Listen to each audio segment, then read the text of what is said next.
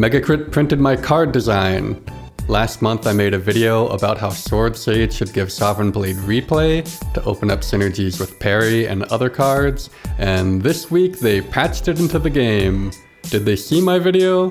They did if they read their bug reports. So to celebrate, I'm bringing 3 new card designs using the principle of glue cards. Glue cards are cards that live in the intersection between 2 or more archetypes, and you see this all the time in Spire. For example, Brand and Dominate each use 3 of Ironclad's 4 main mechanics. So today we're making 3 cards more gluey, starting with Terraforming. This is a remake of a card that Zeknar put in the Do Not Click section of his Watcher tier list, and it hasn't fared much better on Regent.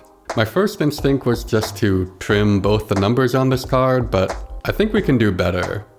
Looking at this from a top-down perspective, Terraforming to me says creation or transformation.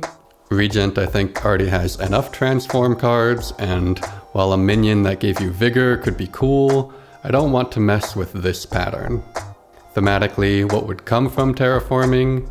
Debris. So we're gonna make Terraforming 0 cost, gain 6 vigor, add a debris to your hand. Now Terraforming becomes not only more playable and more thematic, it also connects to Regent's card generation and card spam packages.